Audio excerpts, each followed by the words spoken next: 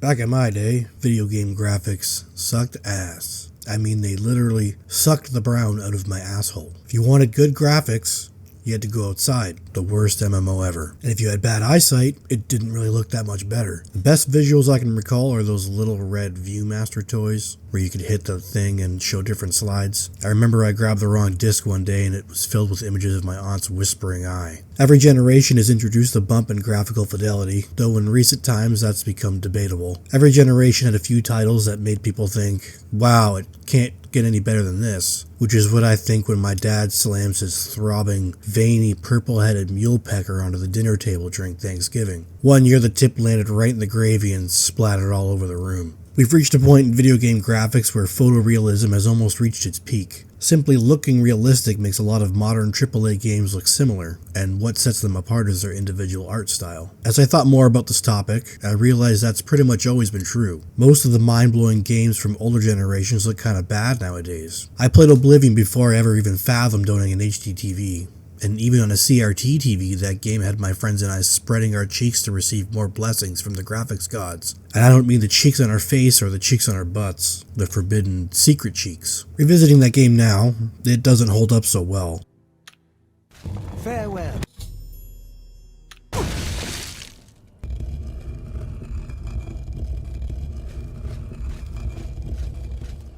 May you rest in peace. Games that pursue cutting-edge visuals of the time eventually show their age through the limitations of the hardware they're developed on. However, there are games that are way older and from multiple generations behind Oblivion that look exactly as I remember them. When it comes to making a visually timeless game, art style is way more important than fidelity. Sure, a lot of old games benefit from a bump in resolution, but in terms of textures, style, and atmosphere, they are games that stand the test of time no matter what. In this video, I'm going over some old-ass games that still look amazing today. So grab your dad's purple-headed mule pecker, put a saddle on it, and ride it all the way over to that subscribe button. Let's get started. I'm getting the most obvious one out of the way early. When it comes to games that people always say still look good, Wind Waker inevitably comes up. And there's good reason for that. Releasing on the GameCube back in 2002-2003 in North America, Wind Waker was Nintendo's first shot at Zelda on the GameCube, and when it was first revealed, people kinda hated how it looked. After butterfly kissing the gaming community's butthole with a more realistic Link versus Ganon fighting teaser thing, people were ready for an evolution of the Ocarina of Time art style. But what they got was this disgusting little imp Link with a dumb face and his little feet that looked like stumps. People saw this and acted like they woke up on Christmas morning, and instead of running downstairs and seeing all the gifts under the tree, they saw Santa sodomizing the family dog.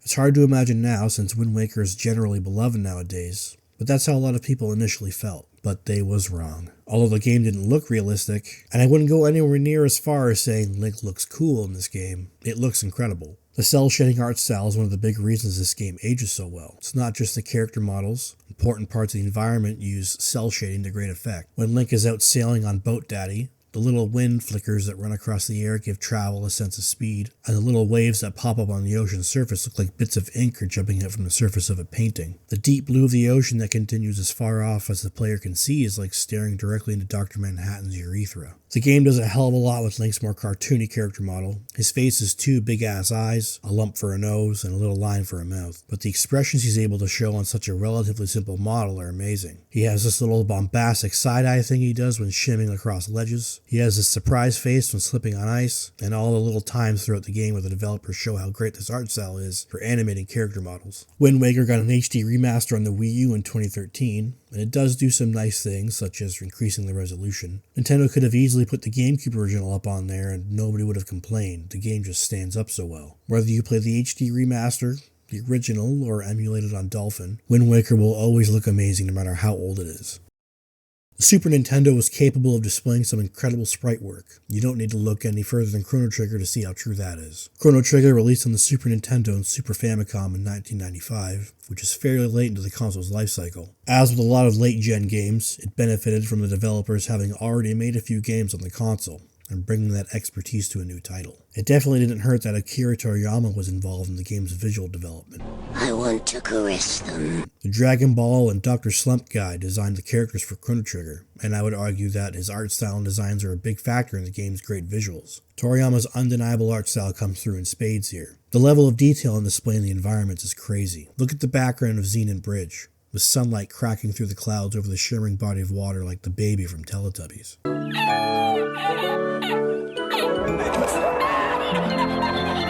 Or the flicker of fire across the trees and your party members when you camp. Considering this game is nearly 30 years old makes me cream in my own eye.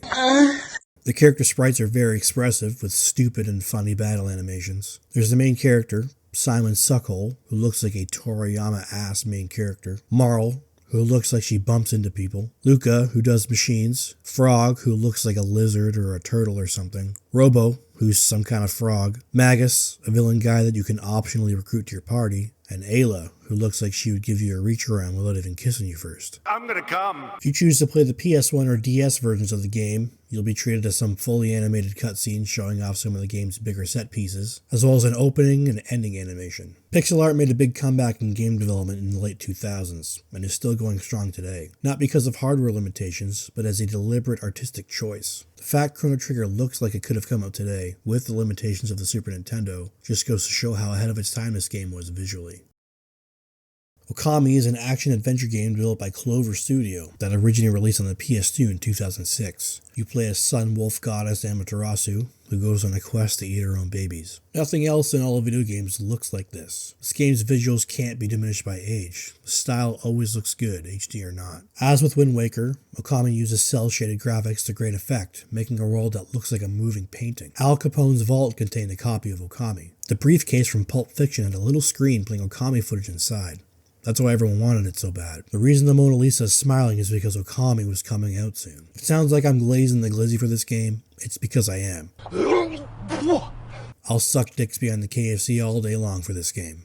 Smoking dick and sucking dick, baby! The art style of Okami is heavily influenced by a number of different art forms, including watercolor painting, woodcut, and Japanese brush and ink style painting known as sumi-e. Character models and parts of the environment have a super thick black outline around them, with a kind of shifting warble effect during cutscenes. Fire looks like little pieces of animated paper flitting around. When Amaterasu lands from a jump, a little flourish of plants and flowers bursts from the ground at her feet, giving even the simple act of jumping a cool graphical effect. Even one of the core mechanics of the game, the Celestial Brush, leaves a great graphical impression. The player can swipe black ink all over the screen in order to affect certain parts of the environment, to solve puzzles, and move around. It's a shame Okami wasn't more commercially successful in its time. It got a couple of re-releases like on the Wii in 2008, and an HD remaster in 2017. Despite poor initial sales, Okami seems generally well loved among gamers and critics alike, and it's easily one of the most unique looking games ever made. Luckily, Capcom announced a sequel at the Game Awards in 2024. So hopefully the many years of goodwill and increasing fan base the original game has slowly built up over the years leads to more games with such a crazy visual style.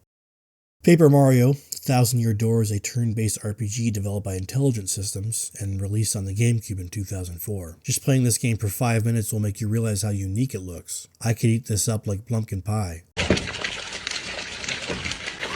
you eat pussy like that? As the name suggests, the entire world is made of paper, including the characters. When Mario and the other characters pivot to change directions, you can actually see them completely turn around, leaving just the profile of a slice of paper visible in the middle of the animation. I want to scrunch them up and wipe my ass with them. Going down pipes shows Mario and his ugly friends look like they roll up into a tube and spin downwards. The developers definitely didn't waste the concept of a world that is made of 2D sheets of paper. This seems like the most obvious thing to do, but my pickle was thoroughly tickled during the sections when Mario folds himself into a paper airplane to fly over gaps. Of course, if the world is made of paper, at some point there has to be paper airplanes in the game somewhere. It's just too easy to pass up. When I was a kid, one of my classmates made a paper airplane and threw it at the teacher. It hit her directly in the left eye, causing her eye to pop like a balloon. It actually made an audible pop sound. I didn't know eyeballs could do that. She got revenge on him later in the year by eating his cat. Battles take place on a stage with a crowd of various enemies and sometimes Luigi, watching you on and reacting to things happening during combat. It's a pretty cool touch and adds a ton of charm to the world. Crowd members will also throw shit at Mario occasionally. Purposely chose Thousand Year Door over the original for a few reasons. Although the first game introduced the concept of the paper world, I think Thousand Year Door refines it and takes it a bit further. The entire game just looks cleaner in general. The original game has very noticeable jagged outlines on the characters, which kind of makes them look like sprites. I think the paper aesthetic lends itself better to higher resolution that the GameCube could display. Thousand Year Door got a remake for the Switch in 2024.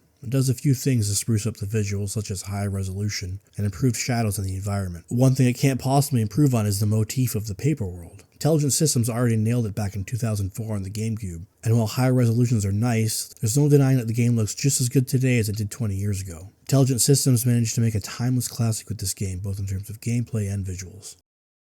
Owen Sphere is a 2D action role-playing game developed by Vanillaware for the PS2, releasing in 2007. Take control of 5 different characters throughout the story, and the gameplay mixes beat-em-up style combat with RPG mechanics. Nobody does 2D art like Vanillaware. The entire game is beautifully hand-drawn, including the characters, enemies, and environments. There are multi-tiered, layered backgrounds that all move independently as you move about the levels. The action RPG gameplay alone is compelling enough to play Odin Sphere, but the entire thing is more appealing because the characters themselves just look cool. It's fun to play as badass characters with good design and good animation. The NPCs and enemies are almost over-designed, but they slot so well into the general aesthetic of the game that they also kind of fit right in. There are giant lizards that fill up half the screen, horse people with giant horse wieners that wear crazy amounts of heavy armor, and all sorts of awesome boss designs for the player to obliterate. Odin Sphere is one of the games that I consider the pinnacle of 2D visuals that isn't pixel art. Because of its highly stylized look, the game will never age visually. Got a remaster for the PS3 and 4 and the Vita in 2016, and it does what you'd expect. Higher frame rates and most importantly increased resolution that really makes this game look perfect. The peak of hand-drawn visuals in motion, along with the smooth and satisfying gameplay, make Odin Sphere a timeless game, regardless of what platform you play it on.